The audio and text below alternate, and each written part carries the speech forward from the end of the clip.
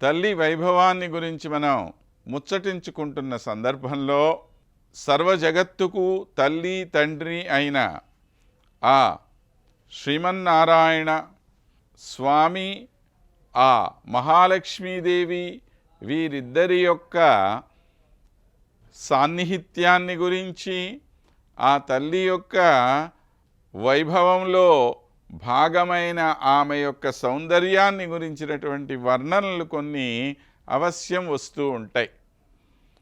ఈ వచ్చేటువంటి వర్ణనలు ఏవైతే ఉన్నాయో వీటిల్లో మనం ప్రధానంగా గుర్తుంచుకోవలసిన విషయం ఏమిటి అంటే, వీటి ద్వారా మనము అమ్మవారి యొక్క వైభవాన్ని తెలుసుకునే ప్రయత్నమే చేస్తున్నాం. కానీ ప్రాకృతికమైనటువంటి ఒక భోగలాలసతో కూడిన వర్ణన కానీ, కేవలము ప్రాకృతిక సౌందర్య వర్ణన కానీ చేయటం లేదు అన్న విషయం మన మనస్సులో బాగా పాతుకున్నప్పుడు ఇది భక్తి రూపంలో మారుతుంది.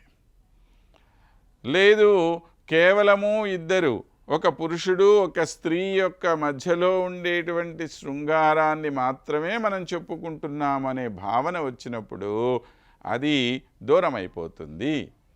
కనుక ఇది మనం బాగా గుర్తుంచుకోవలసినటువంటి విషయము. ఆ తరువాత మనకి ఒక అద్భుతమైన శ్లోకాన్ని అందజేస్తున్నారు పరాశర భట్టరు వారు.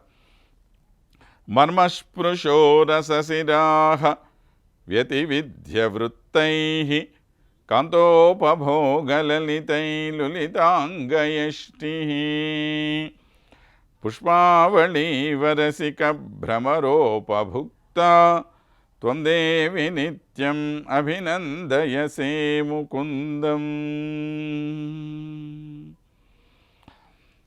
తన యొక్క కలయిక చేత ఆ స్వామికి కూడా ఆనందాన్ని కలగజేస్తున్నది ఈ అమ్మ అనే విషయం మనం చెప్పుకుంటున్నాం.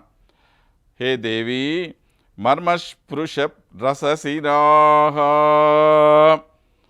ఆ మర్మమును తాకినట్టి రసనాడులను వ్యతివృధ్య వృత్తైః, తాకి జరిగినటువంటి కాంతోపభోగ లలితైః, ఆ ప్రియుని యొక్క అనుభవము చేత విలాసవంతమైనటువంటి లులిత అంగయష్టిః,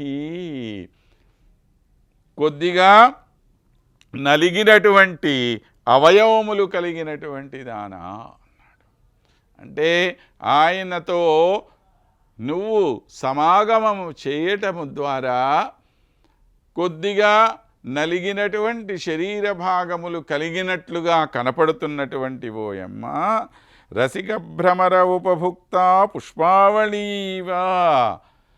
అప్పుడు ఈ స్వామి ఎలా ఉన్నాడు అనంటే, పుష్పములో ఉన్నటువంటి ఆ రసాన్ని స్వీకరించినటువంటి తుమ్మెద ఎలా ఉందో అలా ఉన్నటువంటి వాడు.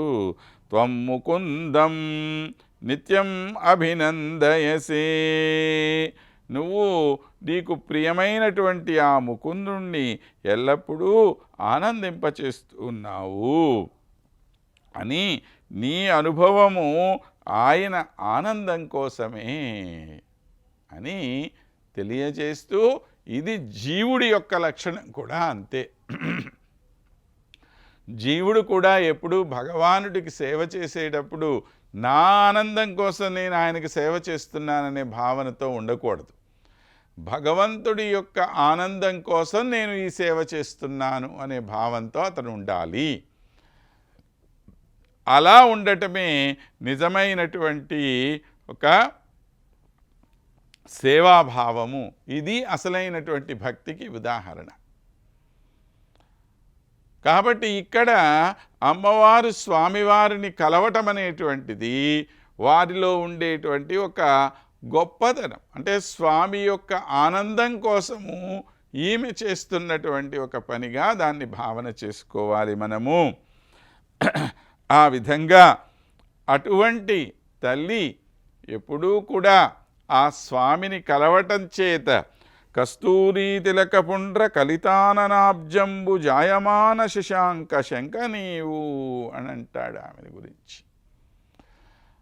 ఆ స్వామికి ఉండేటువంటి ఆ కస్తూరి తిలకం ఉందో అది ఈమె యొక్క నుదుటన ఇలాగ వచ్చేసిందిట.